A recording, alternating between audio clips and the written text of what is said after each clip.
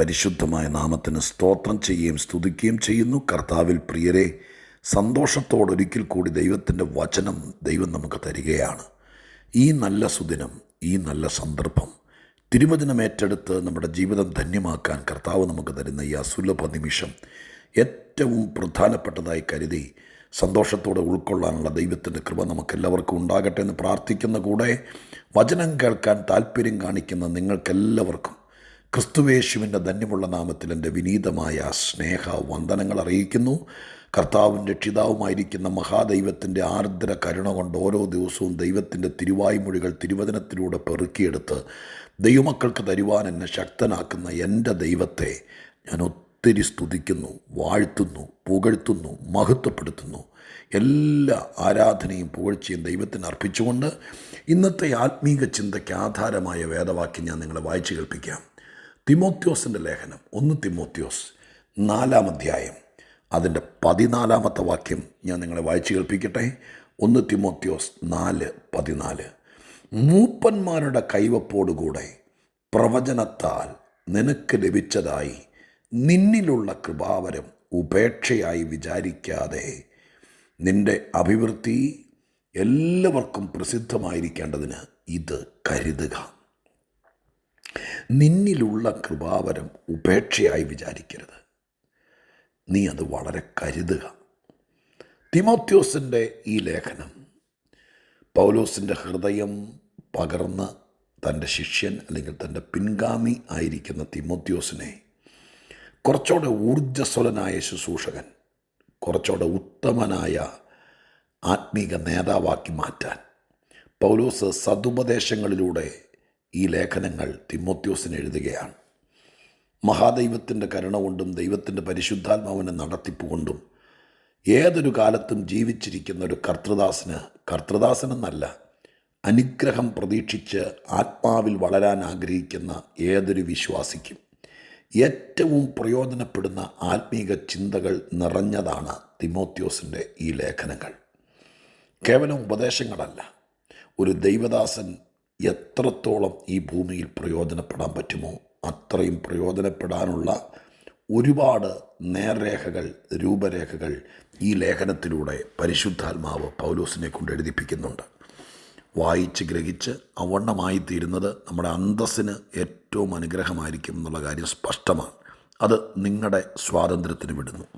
എന്നാൽ ഇന്ന് ദൈവം പറയാൻ വേണ്ടി പറഞ്ഞിരിക്കുന്ന ഭാഗം വായിച്ചെടുത്ത് കാണാൻ കഴിയുന്നത്, മഹാദൈവത്തിൻ്റെ ഒരു ഗിഫ്റ്റ്, ഒരു കൃപാവരം നിൻ്റെ അകത്ത് ദൈവം തന്നിട്ടുണ്ട്.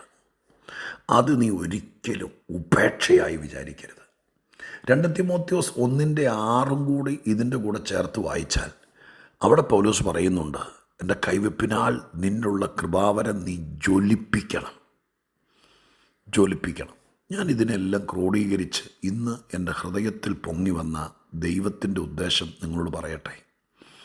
നമ്മുടെയൊക്കെ അകത്ത് ഒരു മനുഷ്യനെ പോലും വെറും മുളങ്കുറ്റി പോലെ ഉള്ളു പൊള്ളയായി ഒരു ഗുണമില്ലാതെ, ഒരു പ്രയോജനമില്ലാതെ ഈ ഭൂമിയിൽ ദൈവം ആർക്കും ഒരു ജന്മം കൊടുത്തിട്ടില്ല. ദൈവമക്കളെ, നിശ്ചയമായും എന്തൊക്കെയോ എല്ലാവരുടെ അകത്ത് ദൈവം നിക്ഷേപിച്ചിട്ടുണ്ട്. ആയുസ്സിൻ്റെ അനുഗ്രഹം എന്ന് പറയുന്നത്, അഥവാ ജീവിതത്തിൻ്റെ വിജയം എന്ന് പറയുന്നത്, എന്നിൽ നിക്ഷിപ്തമാക്കിയിരിക്കുന്ന ദൈവത്തിൻ്റെ പ്രത്യേകത എന്താണ് അത് കണ്ടെത്തുകയും അത് തേച്ചും മിനുക്കി ജ്വലിപ്പിച്ച്, ബൈബിളിൻ്റെ ഭാഷ പറഞ്ഞ ജ്വലിപ്പിച്ച് അനുഗ്രഹീതരാകാൻ പറ്റിയാൽ നമ്മുടെ ജീവിതം ധന്യമാകും. എല്ലാവരെയും എല്ലാത്തിനും കൊള്ളിയല്ല എന്ന് പറഞ്ഞതിനകത്ത് തെറ്റിദ്ധരിക്കരുത്. ഓരോരുത്തരെക്കുറിച്ച് ദൈവത്തിന് ഓരോ ഉദ്ദേശമുണ്ട്.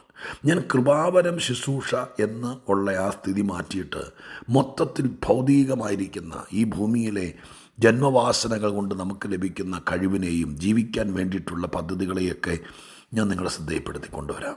നിങ്ങൾ ഓർത്തു നോക്കി, ഈ ലോകത്തെ സൂക്ഷിച്ച് ഒരു പക്വതയുള്ള മനസ്സോടെ നിരീക്ഷിക്കുന്ന ഒരാൾക്ക് ഇതിൻ്റെ പുറകിൽ ഭയങ്കരമായ ഒരു സംവിധായകൻ, ഞാൻ എപ്പോഴും പറയുന്നത് പോലെ എല്ലാ കാര്യങ്ങളും നിയന്ത്രിക്കുന്ന, എല്ലാ കാര്യങ്ങളെയും കൈകാര്യം ചെയ്യുന്ന ഒരാളുണ്ടെന്ന് ഏതൊരു മനുഷ്യനും മനസ്സിലാവും.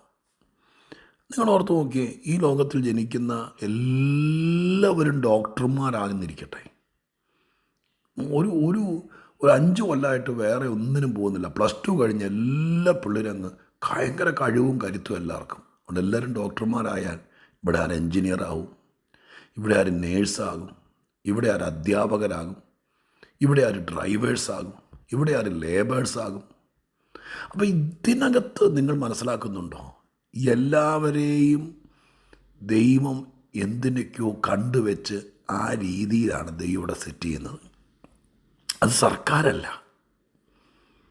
അങ്ങനെയൊന്നും സർക്കാർ ഇന്ന പഞ്ചായത്തിലെ പിള്ളേർ മുഴുവൻ ഇന്നതേ പഠിക്കാവൂന്നൊന്നും ഒരു ലോകത്ത് ഒരിടത്തും നിയമമില്ലല്ലോ. അവനവന് തിരഞ്ഞെടുക്കാം. എത്ര തിരഞ്ഞെടുത്താലും ഇവിടെ ഒരു ആനുപാതിക നിലവാരം നിലനിൽക്കുന്നുണ്ട്. അധ്യാപകർക്ക് അധ്യാപകൻ, നേഴ്സസിന് നേഴ്സസ്, ഇങ്ങനെയല്ല എന്ന് പറഞ്ഞതിൻ്റെ അർത്ഥം ദൈവം നമ്മളെ ഓരോരുത്തരൊരു പർപ്പസിലാക്കി വെച്ചിരിക്കുക. നമ്മുടെ ഉള്ളിൽ എന്തൊക്കെയോ ദൈവം ഡെപ്പോസിറ്റ് ചെയ്തിരിക്കുക. അത് ഉപേക്ഷിച്ച് ഇക്കരെ നിൽക്കുമ്പോൾ അക്കരെ പച്ച എന്ന് പറഞ്ഞ പോലെ അത് ഉപേക്ഷിച്ചിട്ട് അപ്പുറത്തെ ചെറുക്കൻ്റെ അതിന് പോയി അതുകൊണ്ട് ഞാനും പോയി എന്നും പറഞ്ഞ് പോകരുത്.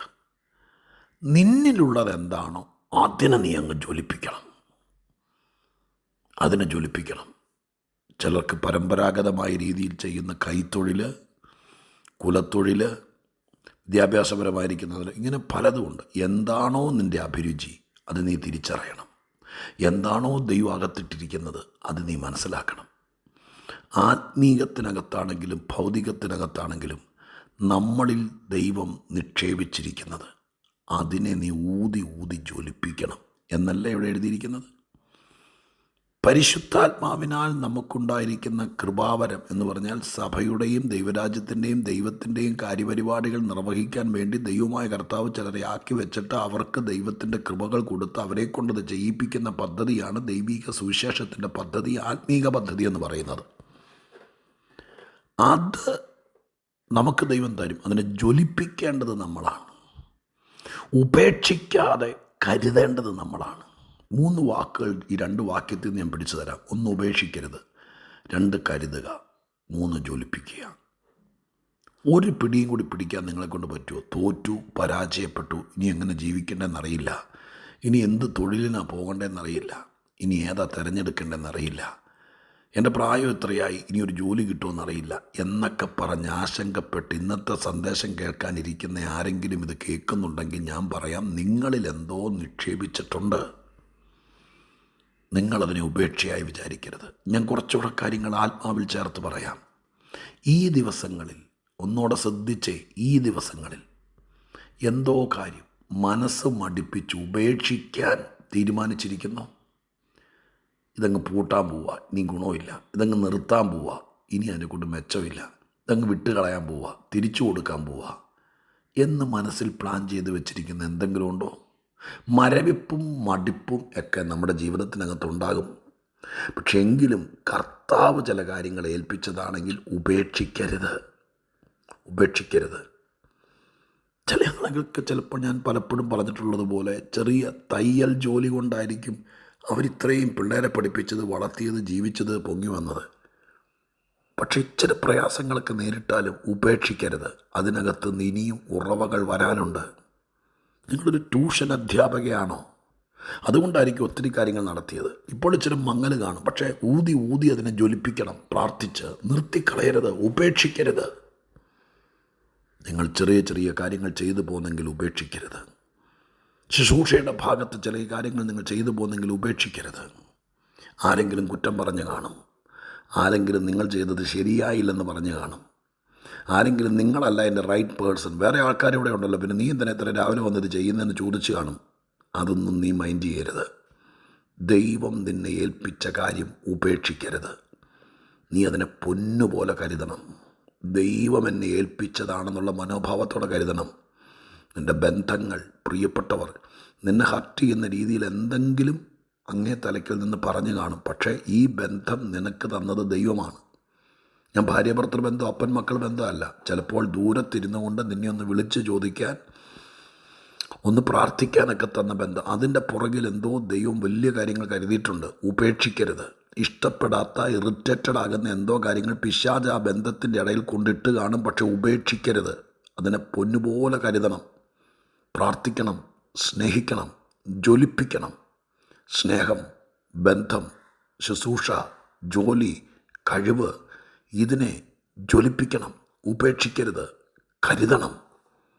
എന്തോ സംഭവിക്കാൻ പോവുക, എന്തോ നടക്കാൻ പോവുക, എങ്ങനെയോ ദൈവം ഉയർത്താൻ പോവുക, അടുത്ത സ്റ്റേജിലേക്ക് നിന്നെ കയറ്റാൻ പോവുക, അടുത്ത സാധ്യത വരാൻ പോവുക, അടുത്ത മുഖാന്തരങ്ങൾക്ക് കൈത്തിരികൾ തെളിയാൻ പോവുക. ഉപേക്ഷിക്കരുത്.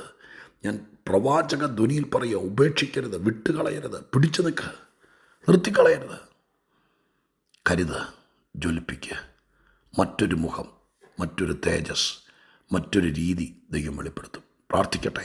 പരിശുദ്ധ ദൈവമേ, ഞങ്ങളുടെ സ്വർഗീയ പിതാവേ, തിരുവഴുത്തിലെ ചില ഭാഗങ്ങൾ കണ്ട് ഞങ്ങൾ ഒന്നിച്ച് ദൈവസന്നിധിയിൽ നിന്ന് ധ്യാനിച്ച് ദൂത് ഏറ്റെടുക്കുകയാണ്.